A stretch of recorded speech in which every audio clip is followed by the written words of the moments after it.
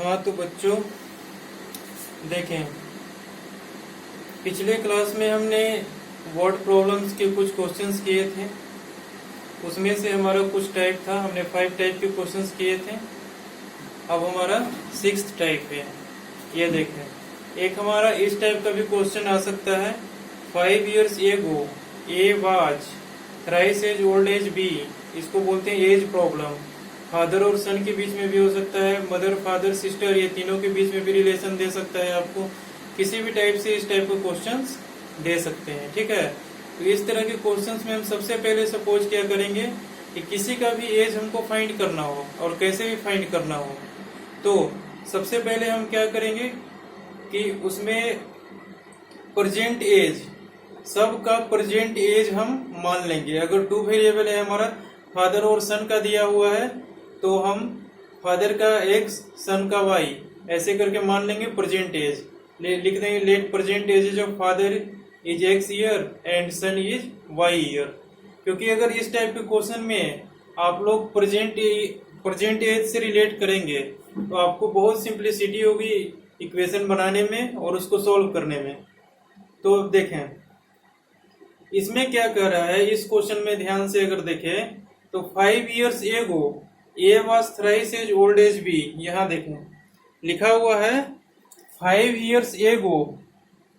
एगो मतलब present age से 5 साल पहले, अभी जो प्रेजेंट टाइम चल रहा है उससे 5 साल पहले A was thrice as old as B means A हमारा क्या है, B से 3 गुना ज्यादा एज में बड़ा है, ठीक है। अच्छा, अब कह रहे हैं 10 years later मीन्स 10 साल के बाद। मतलब कब से 10 साल के बाद? अभी से 10 साल के बाद। यहाँ पे बच्चे कंफ्यूज हो जाते हैं। यहाँ 5 years ago को जो सपोज करते हैं उसमें हम 10 ऐड कर देते हैं कभी कभी, वो हमारा गलत है, ठीक है।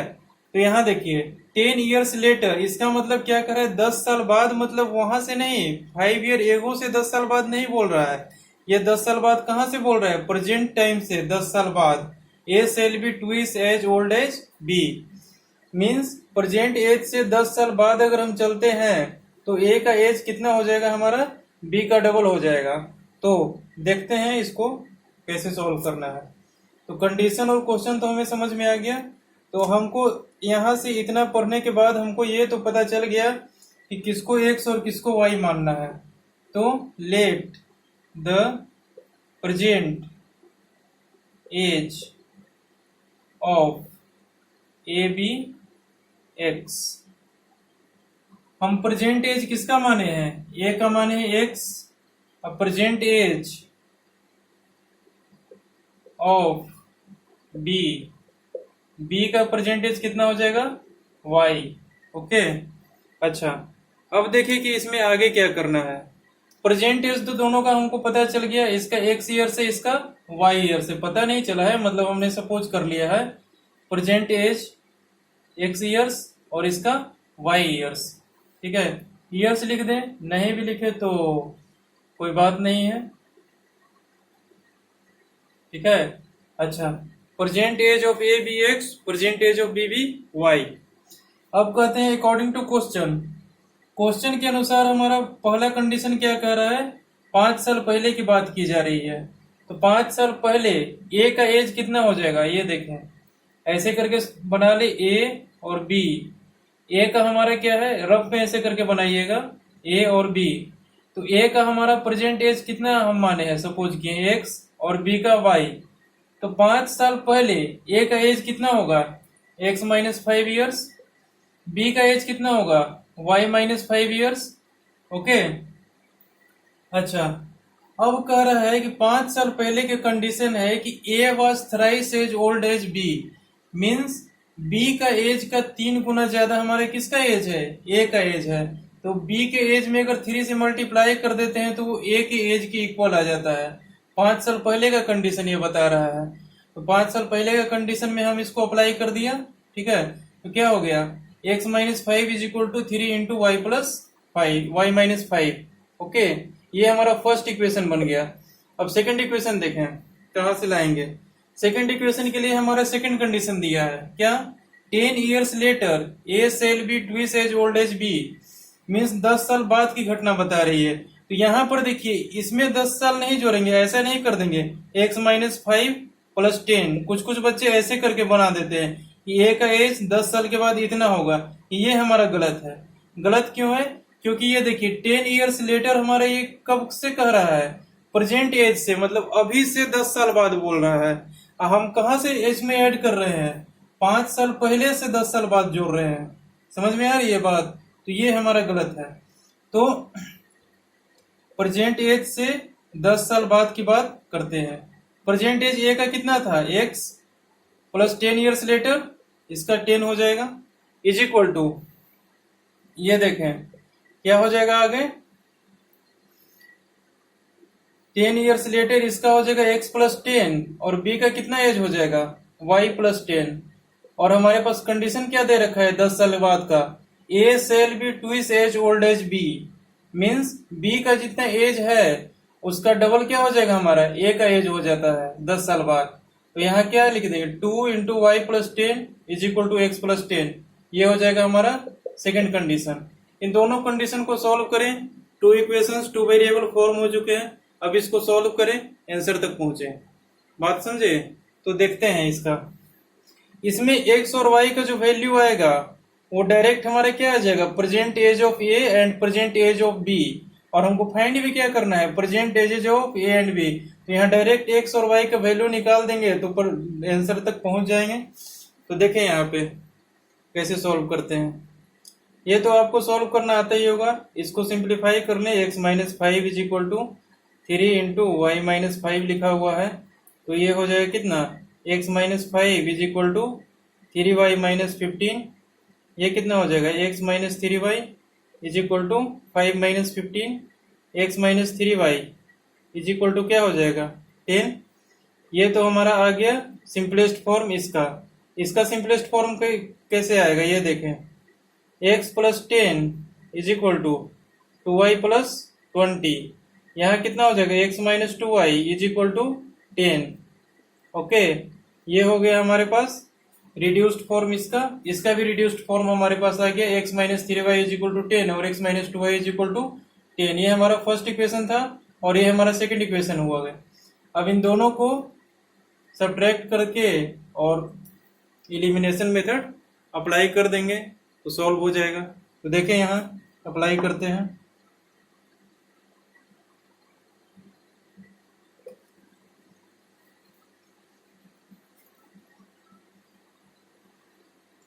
हमारा बस प्रॉब्लम वहीं तक रहता है, इक्वेशन फॉर्म करने तक। इक्वेशन फॉर्म जब एक बार हो जाती है उसके बाद सिर्फ इक्वेशन को सॉल्व करना है और उस इक्वेशन में पुट करना होगा कहीं कहीं जो इक्वेशन हम फॉर्म किए हैं, और कहीं कहीं होगा कि डायरेक्ट आंसर मिल जाएगा। तो हमको सबसे ज़्यादा मेहनत वहीं तक है, कंडीशन देख कर के इक्वेशन फॉर्म करने में। उसके बाद सारे रास्ते सीधे हो जाते हैं। तो देखें यहाँ पे x minus 3y is equal to 10 और यहाँ है x minus 2y is equal to 10।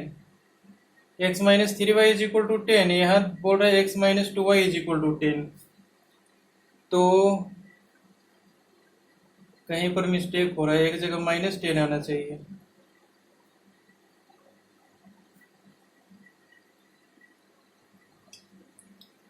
Really sorry students, something wrong is there. Okay, let's solve it again. तो कुछ मिस्टेक हो गए कैलकुलेशन में, ठीक है ना, इसके लिए आई एम रियली सॉरी। तो फिर इसके आगे मैं फिर से स्टार्ट करता हूँ इसको सॉल्व करना। देखें इक्वेशन फॉर्म करने में तो कोई मिस्टेक नहीं थी, इक्वेशन सॉल्व करने में कहीं पे मिस्टेक हो गया था प्लस माइनस में। ओके, देन देखें तो हमने आपको बता दिया था यहाँ तक कि 5 ईयर्स एगो ए का एज है हमारे पास, बी का परसेंटेज, ए का परसेंटेज एक्स, बी का परसेंटेज वाई। 5 ईयर पहले ए का एज और 5 ईयर पहले बी का एज, ठीक है। ये हमारा y माइनस 5 होगा, तो ये हमारा थ्राइस हो जाएगा, तो 3x minus 5 is equal to इतना, ये हो जाएगा पहला इक्वेशन। और दूसरा इक्वेशन क्या बनेगा हमारा, डबल का। तो डबल का कैसे बनेगा, x प्लस 10 ईयर्स लेटर की बात कर रही है, तो ये कितना हो जाएगा y प्लस 10 साल बाद इसका 10 ईयर्स हो जाएगा। और हमने मिस्टेक यहीं पे किया है, ठीक है। हम क्वेश्चन क्या बोल रहा है कि इसका थ्राइस, ठीक है, बी का थ्राइस होगा। क्वेश्चन में क्या कह रहा है, A was thrice as old as B, means B का 3 गुना एज हमारा ए का है, ठीक है। तो इसमें 3 से मल्टीप्लाई करेंगे तब नहीं ये आएगा, हमने इसमें 3 से मल्टीप्लाई कर दिया था बाई मिस्टेक, यहीं पर वहाँ मिस्टेक हो गया था। ओके, तो उसको आप लोग करेक्ट कर लें, ठीक है। करेक्ट करें क्या, मैं फिर से सॉल्व कर रहा हूँ, इसको देखें। तो क्वेश्चन कर रहा है A was thrice as old as B, इसको ध्यान से पढ़िए। A was thrice as old as B means A का जो एज है बी का 3 गुना है, मतलब बी का एज में से 3 मल्टीप्लाई करेंगे तो ए का एज आ जाएगा। ये कब का कंडीशन बता रहा है, 5 साल पहले का। 5 साल पहले के कंडीशन में हम इसको अप्लाई कर दिए, ठीक है। 3 into y minus 5 is equal to x minus 5।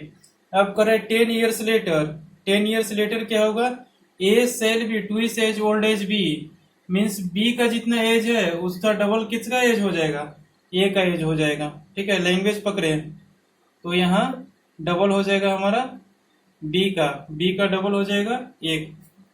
Okay, अब यहाँ से हम सॉल्व करेंगे तो हमारे पास कुछ रिजल्ट्स आएंगे, ठीक है। इसको रिड्यूस करते हैं, क्या आता है हमारा, x minus 5 is equal to 3y minus 15। Okay, यहाँ से क्या आ जाता है हमारा, x minus 3y is equal to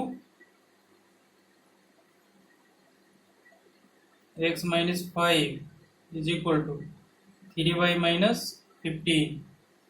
तो x minus 3y is equal to 5 minus 15। x minus 3y यहाँ से क्या आ जाएगा,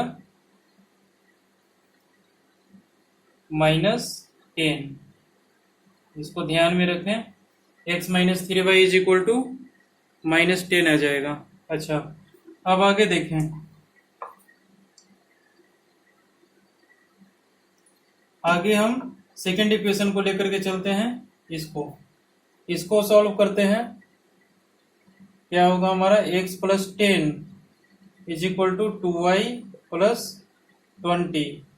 यहाँ से क्या आ जाएगा, x minus 2y is equal to x minus 2y is equal to 20 minus 10। That implies क्या हो जाएगा, x minus 2y is equal to 10, ठीक है।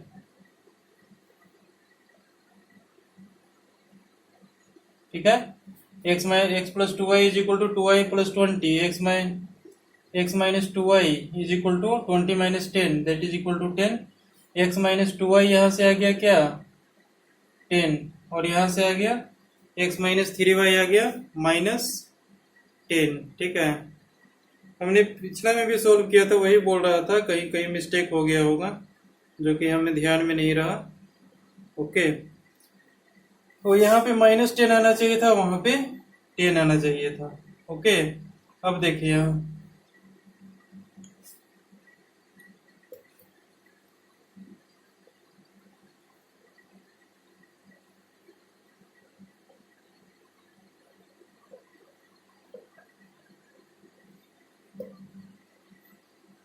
इन सबको थोड़ी देर के लिए भूल जाए। अब हमारे पास 2 ही इक्वेशन है, ठीक है। ये हमारा इक्वेशन नंबर 1, इक्वेशन नंबर 2 कुछ भी है, सपोज कर लेते हैं, ठीक है। ये इक्वेशन नंबर 2 मान लेते हैं। दोनों को सॉल्व करेंगे तो क्या हो जाएगा हमारे पास, हालांकि जो भी है, ठीक है। दोनों को सॉल्व करेंगे तो यहाँ लिखेंगे क्या, इसका परसेंटेज x, इसका परसेंटेज y, इसको ऐसे ही छोड़ देते हैं।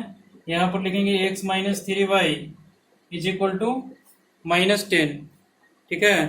अच्छा, और यहाँ पे क्या लिखेंगे, x minus 2y is equal to 10। अब यहाँ सब्ट्रैक्ट करेंगे तो ये कैंसिल हो जाएगा, ये प्लस का साइन होगा, minus y is equal to -20। Okay, यानी कि y इज इक्वल टू क्या आ गया हमारे पास 20। ओके, अच्छा, जब y इज इक्वल टू 20 आ गया तो इन दोनों में से किसी एक इक्वेशन में हम y का वैल्यू पुट कर देते हैं। ठीक है, हम इसी में पुट करके देख लेते हैं कितना आ रहा है।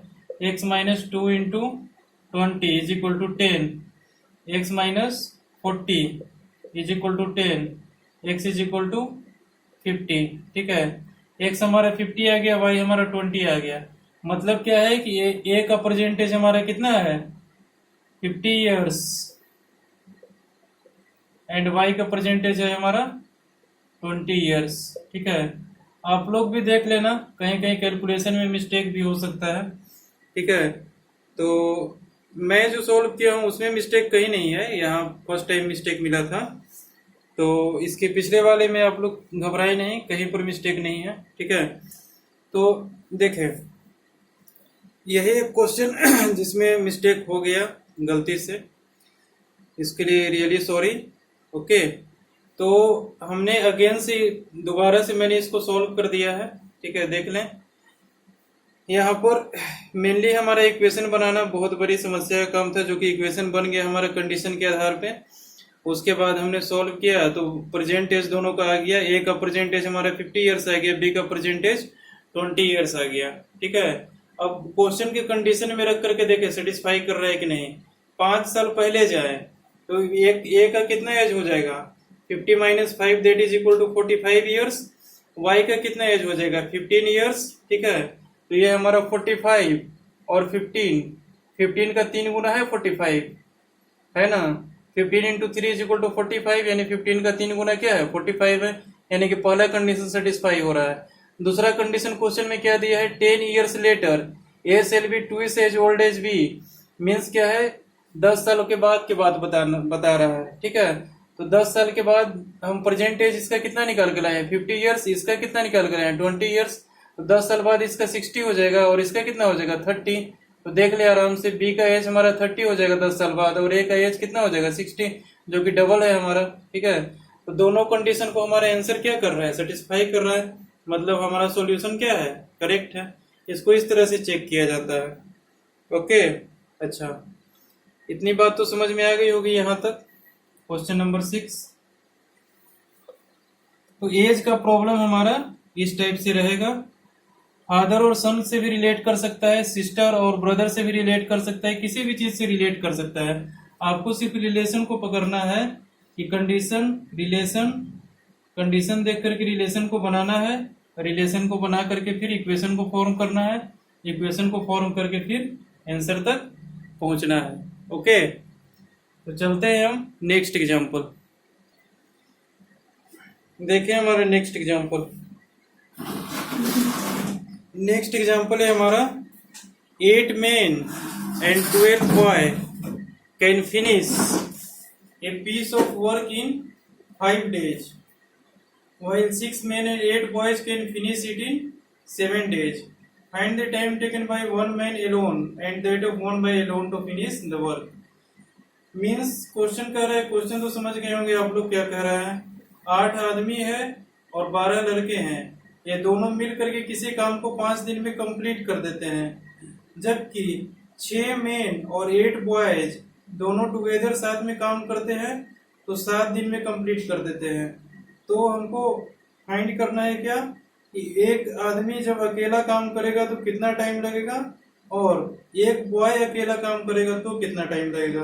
दोनों को हमको सेपरेटली निकालना है, क्योंकि लिखा हुआ है 1 man alone and 1 boy alone. ठीक है, तो इसमें गौर करने वाली बात यह है कि एक प्रैक्टिकल एग्जांपल ले कि अगर कोई हमारा काम है, कोई वर्क है, जैसे मान लीजिए कि एक बिल्डिंग का कंस्ट्रक्शन करना है, तो उसमें अगर लेबर हो गया, कंस्ट्रक्शन मैनेजर हो गया और भी मैकेनिक सब हो गए, ठीक है, ये टोटल सबको मिला करके अगर number of people means number of labour ज्यादा होंगे, ठीक है, तो बिल्डिंग क्या होगा कम दिन में कंप्लीट होगा, और वही नंबर ऑफ लेबर हमारा कम होंगे, ठीक है, तो वही बिल्डिंग क्या होगा हमारा ज्यादा दिन में कंप्लीट होगा।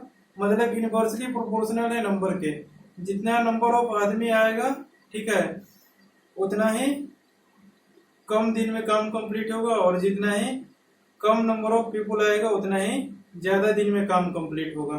ठीक है, तो इसको बोलते हैं टाइम एंड वर्क प्रॉब्लम। ठीक है, तो इस टाइप के क्वेश्चंस पूछे जा सकते हैं, इसको ध्यान दें, इसको कैसे सॉल्व करते हैं, इसमें आपको कंफ्यूज नहीं होना है। सबसे पहला बात हमने क्या बताया था कि सबसे पहले क्वेश्चन का कंडीशन को पकड़े। कंडीशन हमारा यहाँ पर दो टाइप का कंडीशन दिया हुआ है। कौन कौन सा कंडीशन दिया हुआ है ये देखें। ये है हमारा पहला condition, 8 men and 12 boys can finish a piece of work in 5 days। ये हमारा पहला कंडीशन दिया हुआ है। दूसरा कंडीशन दिया हुआ है 6 men and 8 boys can finish it in 7 days।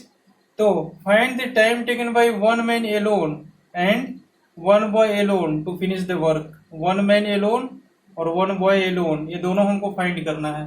ठीक है, तो सबसे पहले क्या करेंगे, यहाँ ये देख लें, किसको एक्स और किसको वाई मानेंगे। देखिए, एक तरफ लिख देते हैं मैन, ठीक है, मैन, एक तरफ लिख देते हैं बॉय। ठीक है, कंडीशन फॉर्म करना है, तो कैसे करेंगे ये देखें। मैन के बारे में देखें और बॉय के बारे में देखें। मैन का मान लेते हैं कि एक मैन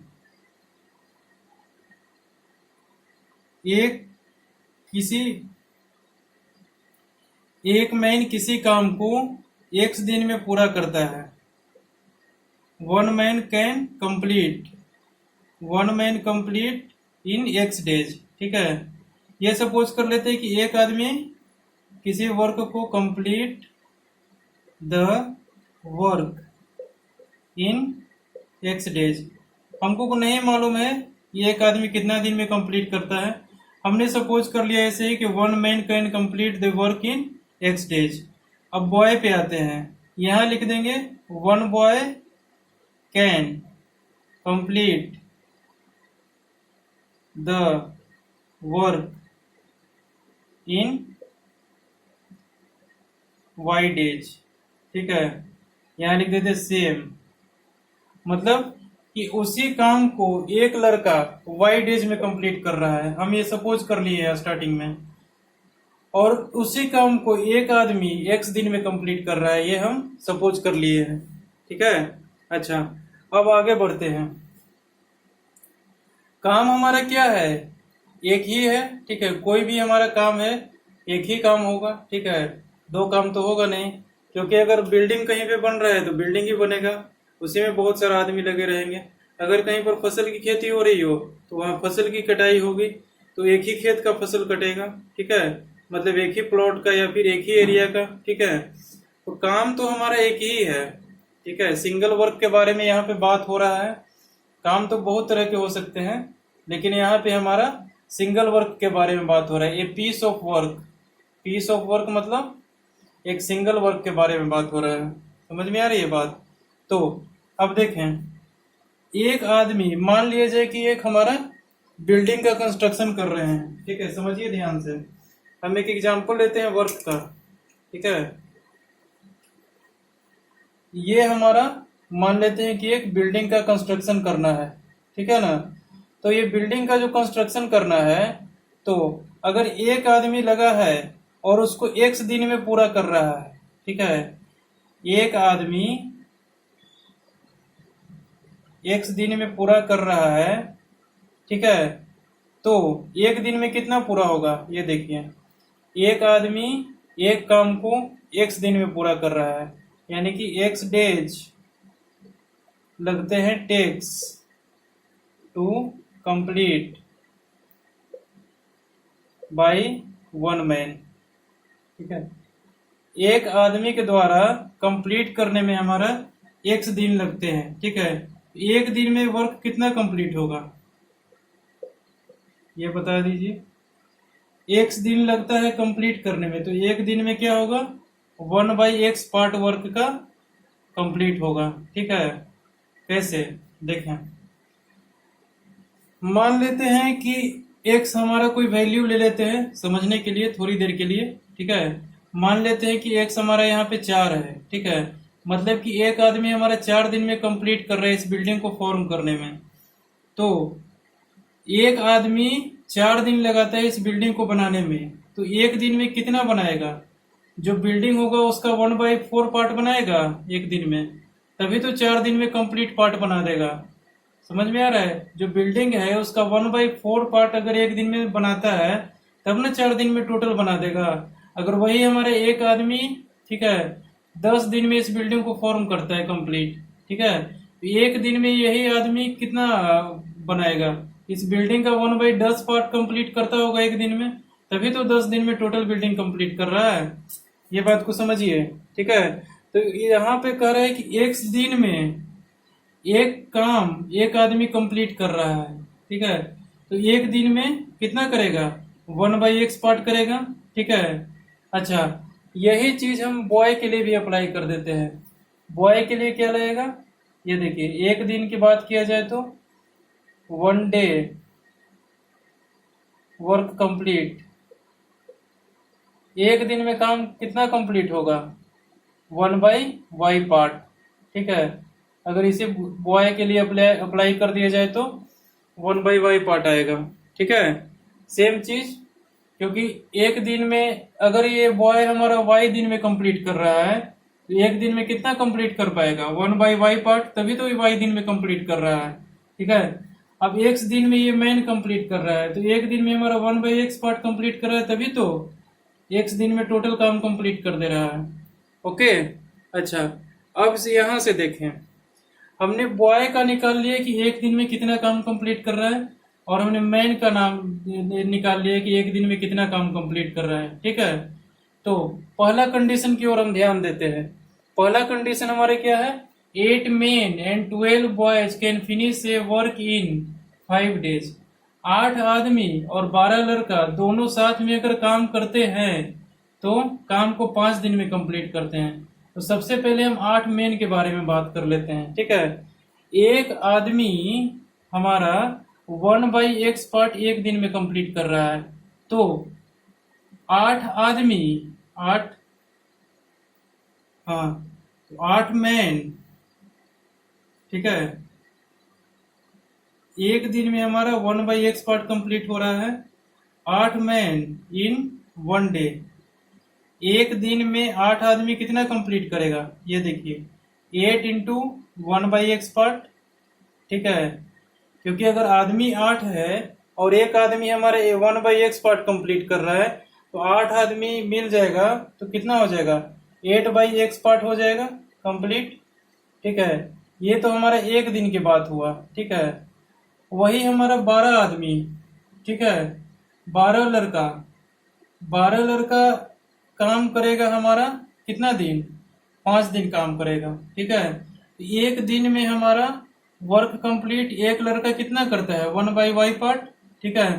तो एक दिन में हमारा 1 डे, एक दिन में 12 लड़के कितना पार्ट कंप्लीट करेगा?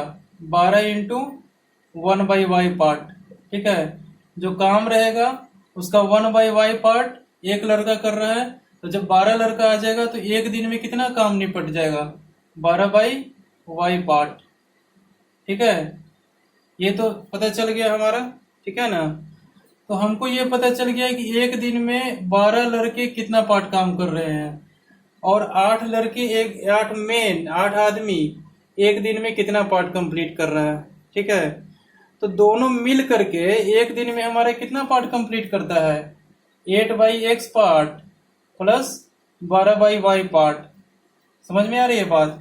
एक दिन में हमारा 8 आदमी 8/x पार्ट कंप्लीट करता है, 12 लड़का 12/y पार्ट कंप्लीट करता है। तो टोटल वर्क हमारा एक दिन में कितना कंप्लीट हो रहा है? 8/x plus 12/y। किसके किसके द्वारा? 8 लड़के और 12y दोनों, सॉरी, 8 मैन एंड 12 बॉय, इन दोनों को मिला करके अगर हम चले तो एक दिन में कितना वर्क कंप्लीट हो रहा है? इतना वर्क कंप्लीट हो रहा है। 8x प्लस 12y दोनों हमारे कितना दिन तक काम करता है? 5 दिन तक काम करता है। तो 5 से मल्टीप्लाई कर देते हैं इसको, क्योंकि दोनों मिलाकर एक दिन में इतना काम कंप्लीट कर रहा है, तो 5 दिन में कितना करेगा? 5 इंटू इतना ठीक है। तो अच्छा, ये तो बात पता चल गई। 5 इंटू इतना इज इक्वल टू 5 दिन काम करता है, तो क्या लिख रहा है कि पीस ऑफ वर्क हमारा क्या हो जाता है, फिनिश हो जाता है, मतलब खत्म हो जाता है काम। मतलब काम हमारा क्या था, एक ही काम था, एक काम हमारा कंप्लीट हो गया। समझ में आ रहा है बात यहाँ पे। तो यहाँ पहला कंडीशन का इक्वेशन हमारा यहाँ से फॉर्म हो जाता है। समझ में आ रही है बात। 5 into 8/x plus 12/y is equal to 1, ये तो पहला कंडीशन का फॉर्म हो गया। ठीक है, सेम उसी टाइप से दूसरा कंडीशन का इक्वेशन भी फॉर्म हो सकता है। कैसे, देखिए यहाँ इसको मिटा देते हैं। ठीक है, कोई समस्या? ओके,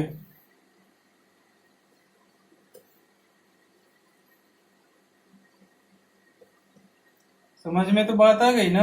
अगर इसको आप समझ लिए, इस थीम को पकड़ लिए, तो आपको से कोई क्वेश्चन इस टाइप का नहीं छूटेगा।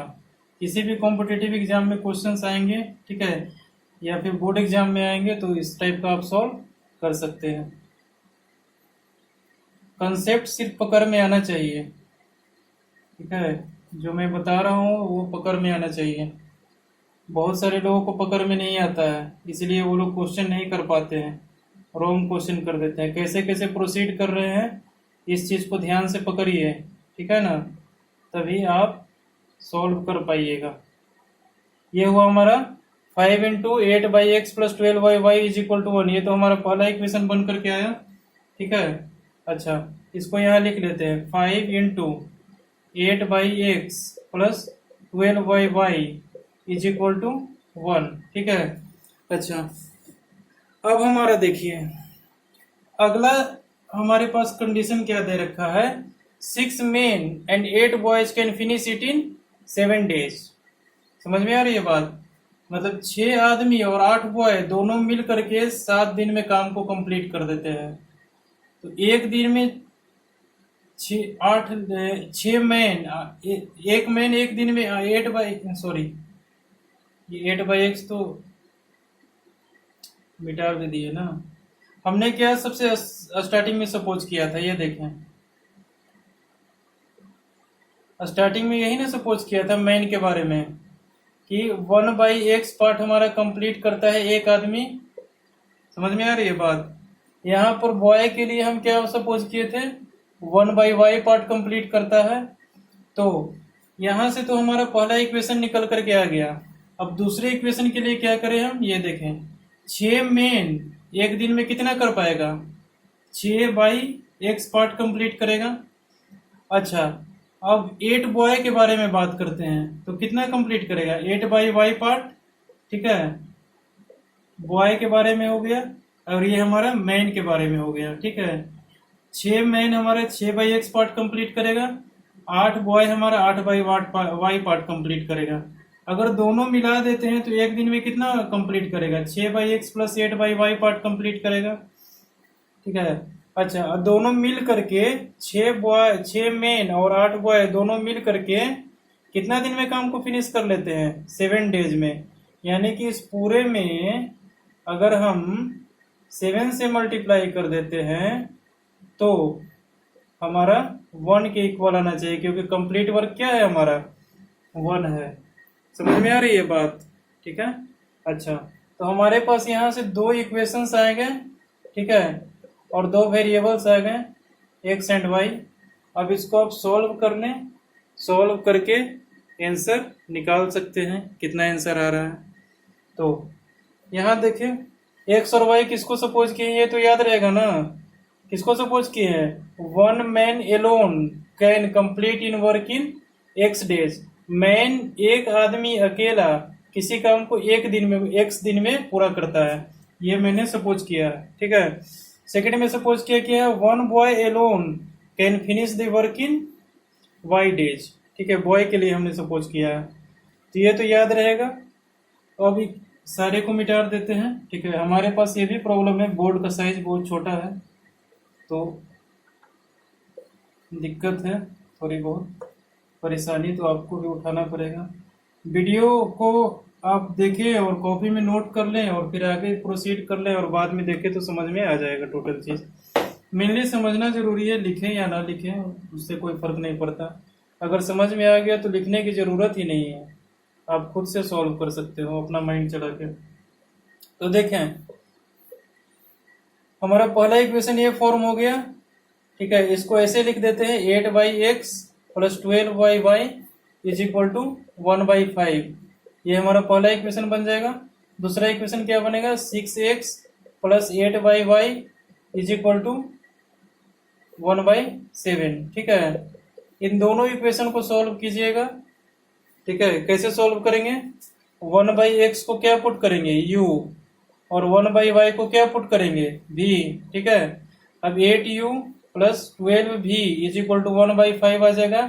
ये हमारा फर्स्ट इक्वेशन फॉर्म हो गया, ठीक है। फर्स्ट इक्वेशन हमारा ये बन जाएगा। सेकंड इक्वेशन क्या बनेगा, 6u plus 8v is equal to 1/7, ये बन जाएगा। इसमें मल्टीप्लाई कर दीजिए आप कितना से, 3 से, और इसमें मल्टीप्लाई कर दीजिए आप 4 से, दोनों साइड। तो ये हो जाएगा हमारा 4/7 और ये हो जाएगा हमारा 3/5, ठीक है। ऐसा करके सॉल्व कर लें, ठीक है। तो हमारे यहाँ से u का वैल्यू आ जाएगा हमारा कितना दिन, 140 डेज, एंड v का वैल्यू आ जाएगा हमारा 70 डेज, समझे। तो वही है हमारा 140 नहीं आएगा, ये हमारा 1/140 आएगा। देखिए यहां से हमारे u का वैल्यू कितना आ जाएगा, 1/140, एंड v का वैल्यू आ जाएगा 1/70। अब दोनों को सॉल्व कीजिएगा, इन दोनों को सॉल्व कीजिएगा तो इतना आएगा, और u is equal to 1/x लिखिएगा तो इसको लिखिएगा 1/140, v इज इक्वल टू लिखिएगा हम 1/y, तो हो जाएगा 1/70। तो यहाँ से कितना आ जाएगा, x is equal to 140 days, y is equal to 70 days. इसको यहाँ से इन दोनों को इलिमिनेट करके सॉल्व कर लीजिएगा, एक टर्म इलिमिनेट हो जाएगा, वहां से v का वैल्यू आ जाएगा, ठीक है। फिर आंसर आ जाएगा। आंसर मैं यहाँ पे लिख देता हूँ, ठीक है। अब तो आपको सिर्फ सॉल्व करना है, सॉल्व तो आप इजिली कर सकते हो। तो यहाँ लिख देते हैं, आपका आएगा हमारा x is equal to 140 days and y is equal to 70 days, ठीक है। ऐसा करके कुछ आएगा, या फिर y is equal to 140, x is equal to 70, इन दोनों में से कुछ भी आ सकता है, ठीक है। उतना हमें याद नहीं है आंसर दोनों में कितना आएगा, तो आप देख लीजिएगा खुद से, x इज इक्वल टू आ रहा है कि y इज इक्वल टू आ रहा है, ठीक है ना। बस यहाँ के बाद क्या करना है, सिर्फ इलिमिनेट करके सॉल्व कर देना है। सॉल्व कीजिएगा तो x और y का वैल्यू आ जाएगा, x और y का वैल्यू आएगा तो पता चल जाएगा कि एक आदमी एक दिन में कितना कंप्लीट करता है, एक लड़का एक दिन में कितना कंप्लीट करता है। समझ में आ रहा है बात, कितना दिन में कंप्लीट करेगा। एक आदमी अगर अकेला काम करेगा तो कितना दिन में कंप्लीट करेगा, और एक लड़का अगर अकेला काम करेगा तो कितना दिन में कंप्लीट करेगा, यहाँ से सॉल्व कर सकते हैं। ये आ गया हमारा क्या वर्क प्रॉब्लम है, टाइम और वर्क इसको बोलते हैं। तो इसमें इक्वेशन कैसे फॉर्म करते हैं ये बात पता होनी चाहिए। और दूसरी बात इसमें ये पता होना चाहिए कि यहाँ यूनिटरी मेथड कभी भी अप्लाई मत कीजिएगा। 5 पेंसिल का दाम 10 रुपया है तो 10 पेंसिल का दाम कितना होगा, ये यूनिटरी मेथड यहाँ पे कभी नहीं अप्लाई कीजिएगा, क्योंकि यूनिटरी मेथड सिर्फ उन्हीं में अप्लाई होता है जो हमारा डायरेक्टली प्रोपोर्शनल हो, ठीक है। जैसे मतलब अगर पेन का नंबर ऑफ पेन्स बढ़ेंगे तो उसका कॉस्ट भी इंक्रीज करेगा, समझ में आ रहा है। तो ऐसे चीज को बोलते हैं डायरेक्टली प्रोपोर्शनल। अगर एक चीज इंक्रीज हो रहा है तो उसके रिस्पेक्ट में दूसरा चीज भी इंक्रीज होगा। अच्छा, यहाँ पर लेकिन क्या है कि हमारा नंबर ऑफ पीपुल इंक्रीज हो रहा है, तो नंबर ऑफ डेज क्या हो रहा है, डिक्रीज हो रहा है। यहाँ पर इन्वर्सली प्रोपोर्शनल है एक दूसरे के, तो यहाँ पर हम यूनिटरी मेथड कभी भी अप्लाई नहीं कर सकते हैं। अगर कीजिएगा तो आंसर गलत निकल के आ जाएगा। समझ में आ रही है बात। तो फिनिश, ओके। अब चलते हैं next question.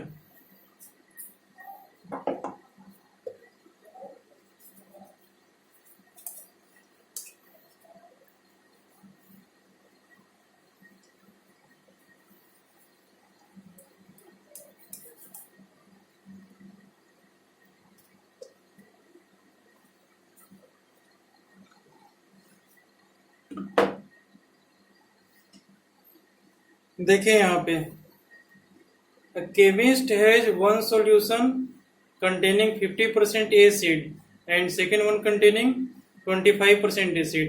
How much of it should be used to make 10 liter of 40% acid solution? समझ में आ रही है बात क्या कर रहा है? दो कंटेनर है हमारे पास, दोनों में हमारे पास लिक्विड फॉर्मेट, दोनों में लिक्विड फॉर्म में कुछ मौजूद है। उस लिक्विड फॉर्म में हमारे पास एक कंटेनर में 50% एसिड और दूसरे कंटेनर में 25% एसिड मौजूद है।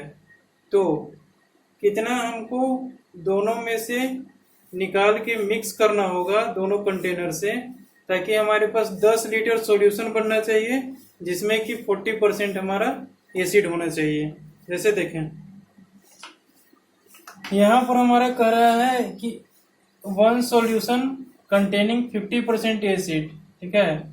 यहाँ पर वन सॉल्यूशन है हमारे पास कंटेनिंग 50% एसिड और सेकेंड वन कंटेनिंग 25% एसिड।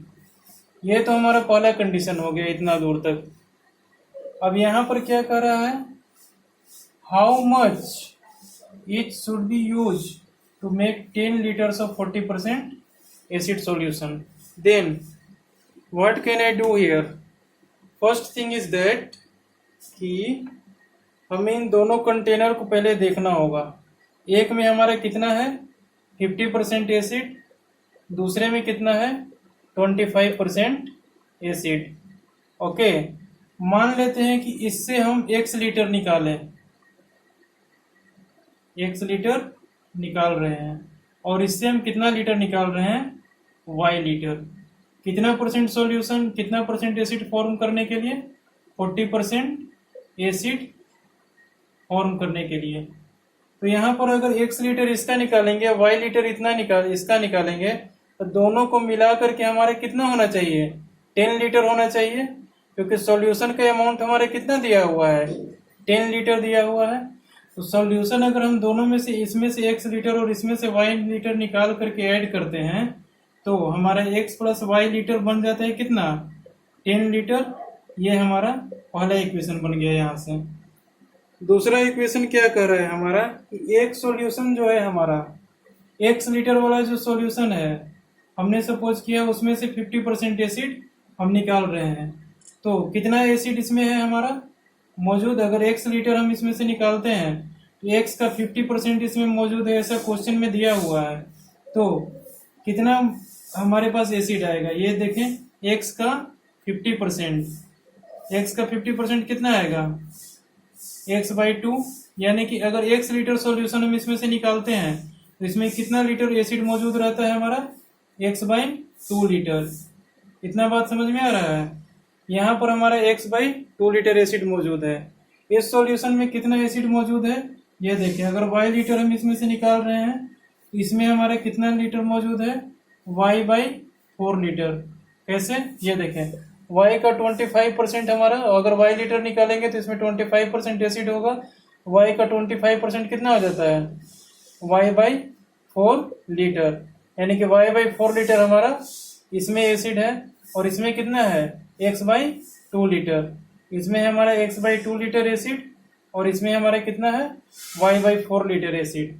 अच्छा, अब दोनों को क्या करना है? हमको मिक्स करना है। मिक्स कर देंगे तो हमारे पास टोटल कंटेनर में कितना लीटर आ जाएगा एसिड? ये देखें, इसमें इसका x/2 लीटर एसिड और इसका y/4 लीटर एसिड, दोनों आ जाएगा हमारा x/2 litre acid plus y/4 litre acid आ जाएगा। अच्छा, टोटल एसिड हमारे पास कितना है? 10 लीटर सॉल्यूशन हमारा दिया हुआ है, उसका 40% एसिड हमारा होना चाहिए फाइनली। तो कितना लीटर हो जाएगा? 4 लीटर हमारा क्या हो जाएगा? एसिड। समझ में आ रहा है बात? यानी कि ये x/2 लीटर एसिड और y/4 लीटर एसिड दोनों कंटेनर में मौजूद है। इन दोनों का समेशन कितना होगा हमारे पास? 4 लीटर होगा, ठीक है। क्योंकि दोनों में से, इसमें से x लीटर और इसमें से y लीटर निकाल के हम क्या किए हैं? 10 लीटर सॉल्यूशन बनाए हैं। तो इसमें हमारा x/2 लीटर एसिड मौजूद है, इसमें हमारा y/4 लीटर एसिड मौजूद है। तो दोनों को ऐड करने के बाद हमारे पास कितना आएगा? 4 लीटर ओके, तो ये हमारा आ गया सेकेंड इक्वेशन और ये हमारा आ गया फर्स्ट इक्वेशन था। देखें यहाँ पे ध्यान से, ये हमारा फर्स्ट इक्वेशन था x plus y is equal to 10 और ये हमारा सेकेंड इक्वेशन आ गया। अब इन दोनों में को सॉल्व कर लें तो x और y का वैल्यू निकल जाएगा। तो यहाँ पर क्या, how much of each should be use, मतलब कितना कितना लीटर दोनों में से हमको निकालना है। इसमें से x लीटर निकाले हैं, इसमें से y लीटर निकाले हैं, x और y दोनों का वैल्यू फाइंड कर लेंगे तो हमारा आंसर आ जाएगा। देखें यहाँ पे, इसको इरेज कर देते हैं, हमारे पास इक्वेशन फॉर्म हो जाए, बाकी सारे बातों को भूल जाएं तो कोई दिक्कत हमारे पास नहीं है। ठीक है, तो यहाँ देखें, इसको थोड़ा सिंप्लीफाइड फॉर्मेट में ले आते हैं। x/2 plus y/4 is equal to 4। इसका एलसीएम हो जाएगा हमारे पास 4। यहाँ कितना हो जाएगा 2x plus y is equal to 4, इधर जाके 16 हो जाएगा, यानी क्या हो जाएगा 2x plus y is equal to 16। ऐसा लिख सकते हैं, y इज इक्वल टू क्या लिख सकते हैं 16 माइनस 2x, ऐसा भी लिख सकते हैं 2x plus y is equal to 16, ऐसा ही छोड़ देते हैं इसको। ओके, और ये हमारा क्या है x plus y is equal to 10, ये हमारा पहला इक्वेशन है। ये हमारा दूसरा इक्वेशन फॉर्म हो के आ गया यहाँ से, इसको सिंप्लीफाइड फॉर्मेट में लिया है, सिंपलेस्ट फॉर्म में ये आ गया। अब देखें यहाँ y की जगह पे हम क्या लिख सकते हैं 10 माइनस एक्स, यहाँ से देखें y इज इक्वल टू आ जाएगा 10 माइनस एक्स। अब ये y का वैल्यू को इसमें पुट कर देते हैं, 2x plus 10 minus x is equal to 16। ये हमारा 3x इज इक्वल टू क्या हो जाएगा 16 minus 10 is equal to 6, x is equal to क्या आ जाएगा 2, x इज इक्वल टू 2 आ जाएगा। इसको हम इसमें पुट करेंगे तो y का वैल्यू आ जाएगा, पुट कर देते हैं, y is equal to 10 minus 2, y is equal to 8 litre. Okay, something is wrong here, but where is wrong? 2x plus 10 minus x is equal to 16 हमने लिखा, 10 को इधर ले गया तो हो गया यहाँ 6, और ये 2x माइनस एक्स एक्स हो जाएगा ना, 3x कहाँ से आ जाएगा, x इज इक्वल टू 6 यहाँ आ गया, y is equal to 8 litre यहाँ आ गया। Okay, now you can see here clearly that x is equal to 6 and y is equal to 8. That means we have to, oh my god, somewhere more I am looking wrong, but where is wrong? y is equal to 10 minus x, ये हमने वहां से लाया, अब यहाँ x का value 6 आया। Okay, तो यहाँ फिर से गलत हो गया, क्योंकि जब x का वैल्यू 6 आया तो इसमें 6 पुट करेंगे ना, तो क्या होगा y is equal to 10 minus 6, that is equal to क्या हो जाएगा 4। Okay, then x is equal to 6 and y is equal to 4। Okay, now you can put a value of x and y here and see what are your result getting. 6 plus 4 is equal to 10, satisfying here, and put x is equal to 6 here, y is equal to 4 here. यहाँ it will be 2 plus 1, 2 plus 1 that is equal to 3, not satisfying. No, x is equal to 6, 6/2 that is equal to हो जाएगा यहाँ 3 plus y is equal to कितना 4/4 that is equal to 1 that is equal to 4, satisfying the value of x and y in both the equation। यानी कि एक container से हमको कितना लीटर निकालना है 6 लीटर निकालना है, और एक कंटेनर से हमारा 4 लीटर सॉल्यूशन निकालना है, ताकि 10 लीटर सॉल्यूशन हमारा निकले जिसमें 40% एसिड सॉल्यूशन होना चाहिए। समझ में आ गया ये चीज? ओके, अब चलते हैं नेक्स्ट क्वेश्चन, लास्ट क्वेश्चन है इस चैप्टर का। ओके, ये हमारा लास्ट टाइप है रेशियो का, जो कि आपने अभी तक एक भी नहीं किया। ये कर लीजिए तो शायद आपका कॉन्फिडेंस थोड़ा बिल्ड अप हो जाएगा। इन सब क्वेश्चंस को देखें कैसे सॉल्व किया गया है और प्रोसीड करें, 2 से 3 बार इस सबको करें क्वेश्चंस को। उसके बाद RS अग्रवाल पे टूट पड़े, वहाँ से क्वेश्चन को प्रैक्टिस करें वर्ड प्रॉब्लम का बहुत ज़्यादा से ज़्यादा। ओके, सिर्फ हमको कंडीशन ही पकड़ना है क्वेश्चन में, और इक्वेशन जब बन जाएगा तो इक्वेशन तो सॉल्व करने में अब तक आप मास्टर हो चुके होंगे, क्योंकि 3-3 एक्सरसाइज हमने दिया था होमवर्क में। किए होंगे तो बहुत अच्छी बात है, अगर किए होंगे तो अब तक तो पूरा मास्टर हो गए होगे उसमें। तो देखिए हमारा नेक्स्ट एग्जाम्पल, देखिए यहाँ क्वेश्चन को पढ़ें। The monthly incomes of A and B are in the ratio 8:7 and their expenditures are in the ratio 19:16. If each saves 5,000 per month, find the monthly income of each. Means क्या बोल रहा है कि income, सबसे पहले हम देख लेते हैं क्या क्या गिवन है। पहला कंडीशन हमारा क्या दिया हुआ है, incomes of A and B are in the ratio 8:7। दूसरा कंडीशन हमारा क्या दिया हुआ है, expenditures are in the ratio 19:7। इसमें अब आपको देखना होगा कि किस टाइप से हम इक्वेशन को फॉर्म करके के आंसर तक पहुंच जा सकते हैं।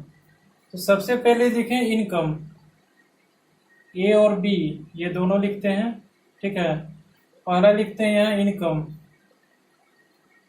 मान लेते हैं रेशियो हमारा दिया हुआ है दोनों का, तो मान लेते हैं कि A का मंथली इनकम कितना है 8x, तो B का मंथली इनकम कितना हो जाएगा 7x, तब ना रेशियो इक्वल होगा। रेशियो इक्वल करने के लिए इसको हमने 8x मान लिया, इसको हमने 7x मान लिया। समझ में आ रही है बात। इस टाइप के क्वेश्चन से पहले भी सॉल्व किए होंगे कि रेशियो में अगर इस टाइप का क्वेश्चन आता है तो इसको क्या मान लेते हैं 8x और इसको 7x मान लेते हैं। क्या कर रहे थे, monthly incomes of A and B are in the ratio 8:7, ठीक है। इनकम हमारा A का 8x है, B का 7x है, तो दोनों का अगर रेशियो निकालेंगे तो 8:7 आ जाएगा, यानी कि ये सपोज करना हमारा करेक्ट है। ओके, अब आते हैं एक्सपेंडिचर पे। एक्सपेंडिचर दोनों का कितना है, ये देखें, expenditure are in the ratio 19:16, यानी कि अगर इसका एक्सपेंडिचर हमारा 19x है तो इसका कितना है 16x। ओके, अब करें if each saves 5,000 per month, मतलब A का भी सेविंग हमारा क्या है 5,000 पर मंथ है, ठीक है, और B का भी सेविंग हमारा क्या है 5,000 पर मंथ है। तो आदमी 8x रुपए कमा रहा है और 19x रुपए खर्च कर रहा है, तो सेव कितना करेगा, इनकम जितना होगा उसमें से जितना खर्च हुआ है उसको माइनस कर देंगे तो हमारे सेविंग टोटल निकल जाएगा। तो माइनस करते हैं 8x माइनस 19x, ठीक है। A का हमारा इनकम 8x है और एक्सपेंडिचर है हमारे 19x, और हमारे सेविंग कितना है 5,000। ओके, हम A के लिए बात किए हैं अभी। A का हमारा इनकम 8x है, एक्सपेंडिचर 19x है और सेविंग हमारा 5,000 है, ये क्वेश्चन में दिया हुआ है। दूसरा हमारा कह रहा है B के बारे में। B का इनकम है हमारा, ये तो इक्वेशन नंबर फर्स्ट बन गया। B का इनकम है हमारा 7x, एक्सपेंडिचर कितना है 16x। इनकम में से एक्सपेंडिचर को घटा देंगे तो हमारे पास सेविंग आ जाएगा जो कि 5,000 के इक्वल है। यहाँ क्वेश्चन में कह रहा है ईच सेव्स, मतलब A और B दोनों के बारे में बात कर रहा है, ठीक है। दोनों हमारा क्या करता है कि सेव करता है कितना 5,000 पर मंथ। ओके, तो यहाँ से हम दो इक्वेशन, दो वेरिएबल फॉर्म कर लिए। ओके, और हमने मिस्टेक यहाँ पे किया है। क्या मिस्टेक किया है, एक्सपेंडिचर को अगर इनकम को हम x माने हैं तो एक्सपेंडिचर को हमको क्या मानना पड़ेगा y।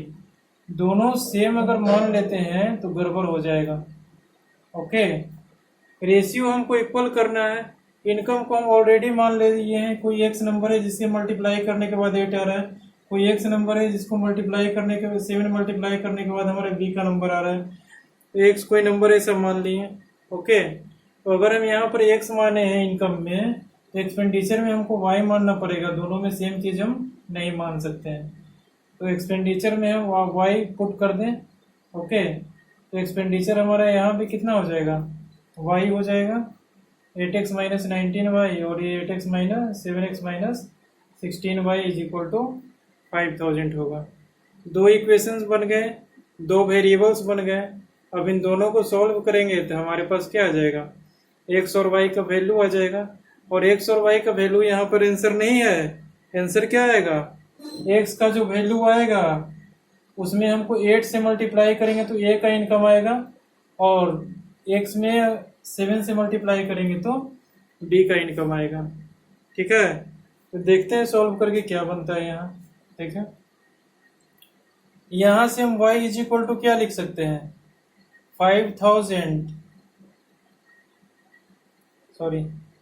8x minus 5000 divided by 19, इतना लिखा जा सकता है। आप लोग कोशिश करना इसको लिखने का, हमको तो डायरेक्ट दिख रहा है, हमने लिख दिया। ओके, इसको थोड़ी देर के लिए प्रिजर्व करके रख लेते हैं, और इस y के वैल्यू को उठा करके इसमें पुट करते हैं। इसको बोलते हैं सब्स्टिट्यूशन मेथड। ओके, तो सब्स्टिट्यूशन मेथड से हम इसको सॉल्व कर रहे हैं। क्या हो जाएगा हमारा 7x माइनस 16 इंटू वाई कितना है 8x minus 5000 divided by 19। Okay, 7x minus 16 into 8x minus 5000 divided by 19 is equal to 5000। Okay, अब क्या हो जाएगा, यहाँ से देखें लंबा प्रोसेस इसको सॉल्व करने का।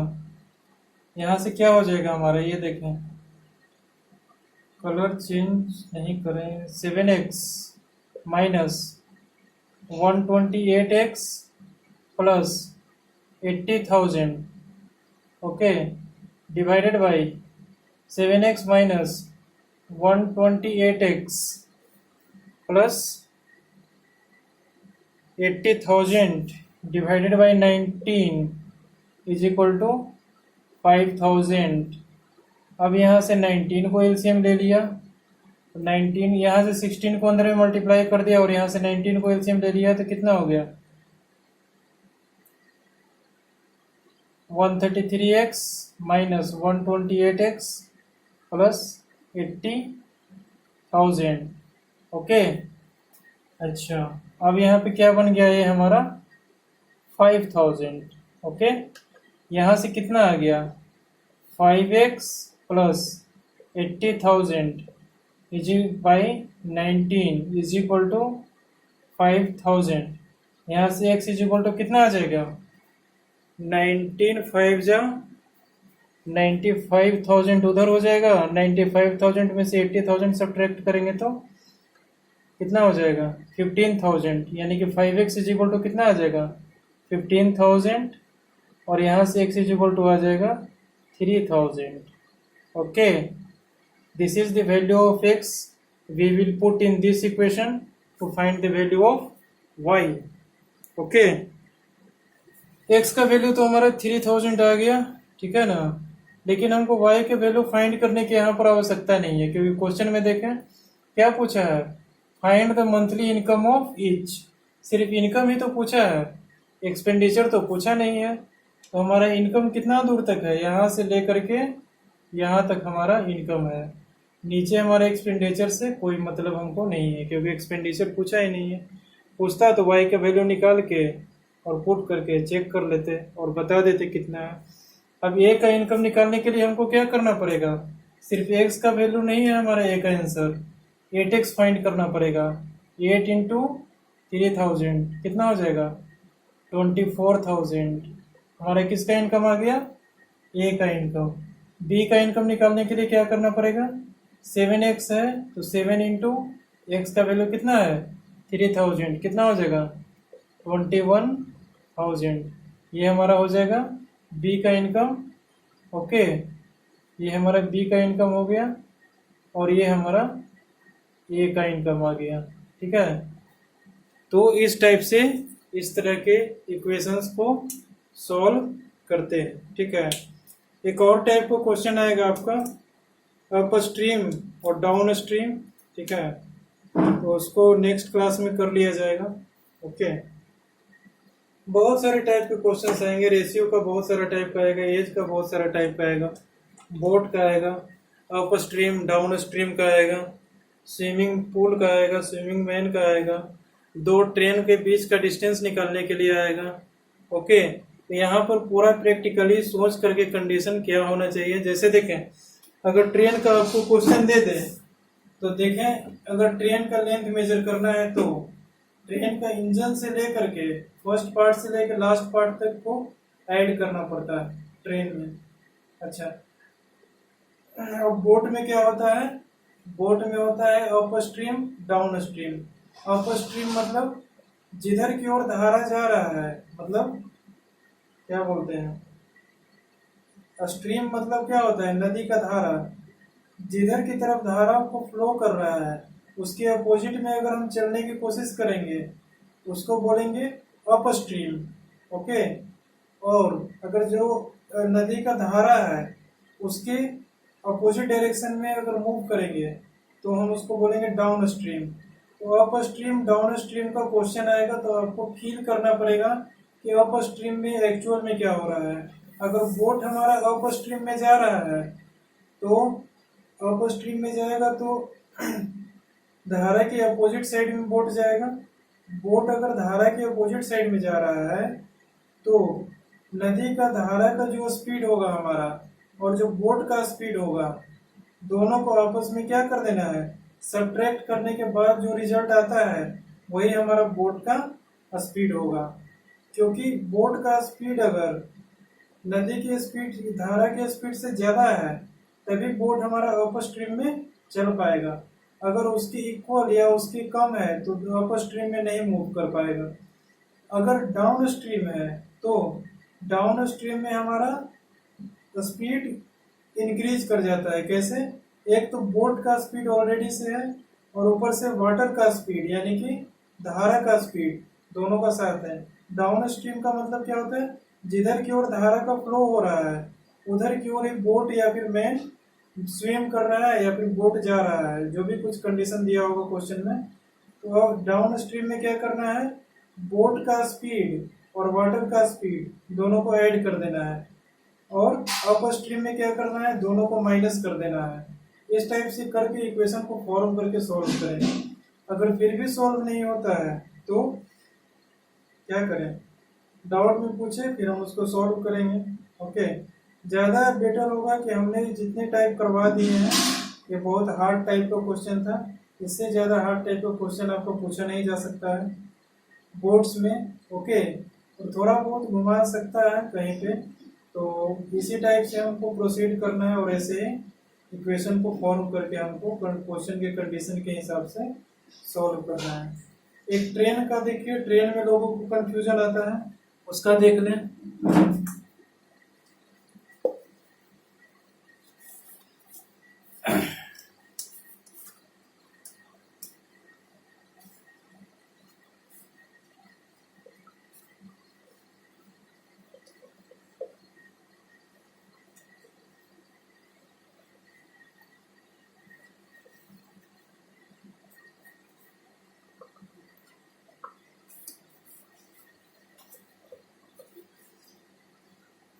देख लें यहाँ पे, अगर हमारे पास ट्रेन का कोई प्रॉब्लम देगा तो कैसे सॉल्व करना है ये देखें।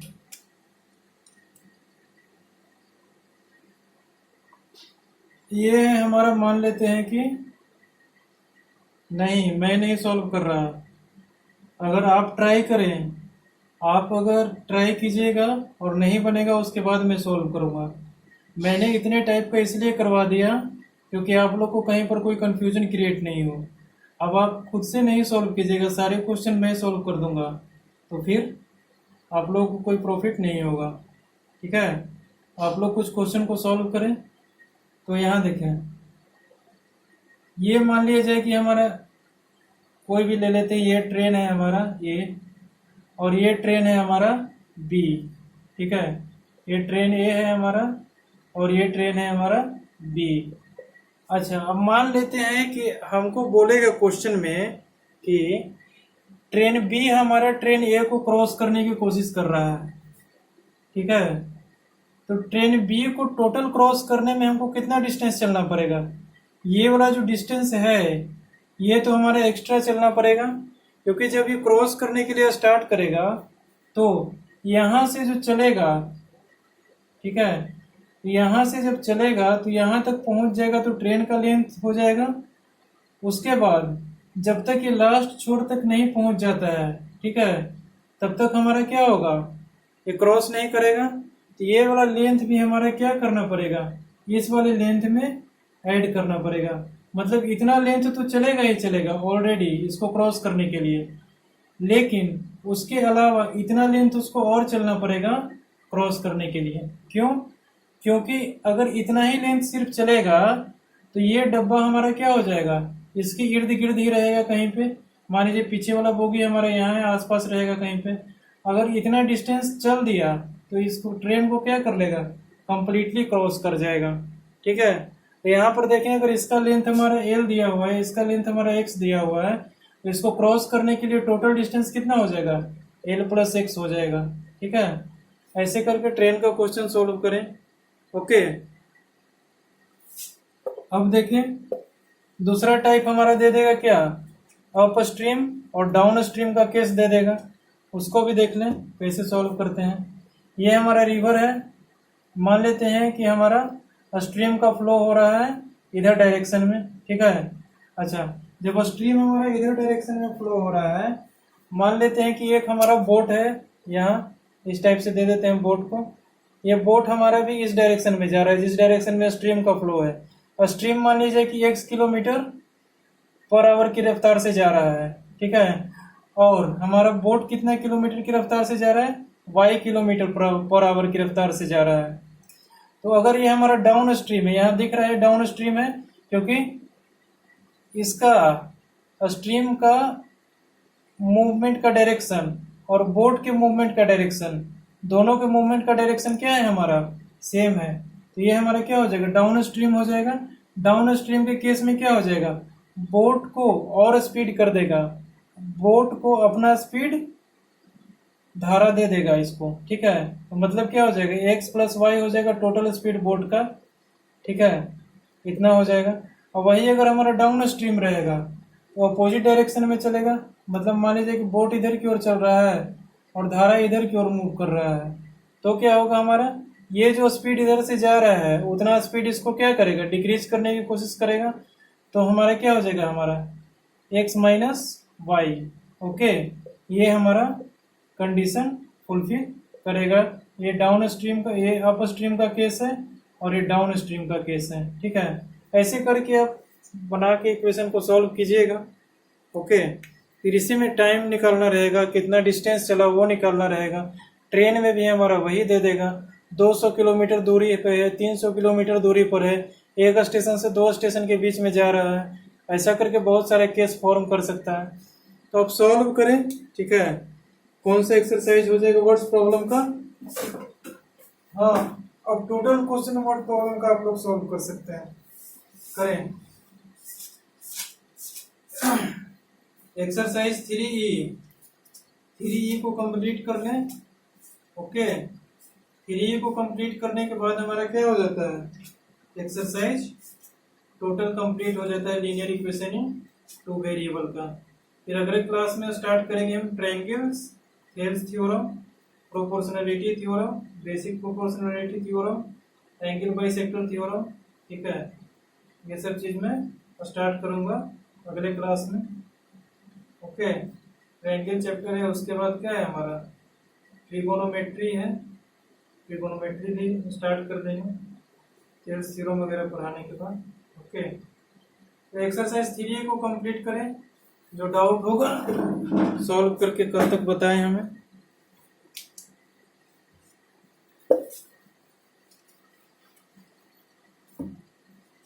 यहाँ लिख लें कंप्लीट एक्सरसाइज 3A। कहाँ से? RS Agrawal 10th class. यहाँ से कंप्लीट कर लें, उसके बाद हम आगे की ओर प्रोसीड करेंगे। हाँ, जेई का सिलेबस भी डाला जाएगा। जेई का सिलेबस डालेंगे टोटल मैथमेटिक्स कंप्लीट होने के बाद। जेई मैथमेटिक्स स्टार्ट कर देंगे, मैथमेटिक्स कंप्लीट होने के बाद फिजिक्स स्टार्ट कर दिया जाएगा। ओके, फिजिक्स वाले सर की अवेलेबिलिटी के आधार पे फिजिक्स स्टार्ट किया जाएगा। अभी तो देखें, अभी तो मैथमेटिक्स चलेगी, अभी बहुत लंबा समय है उतना तक पहुंचने में। ओके।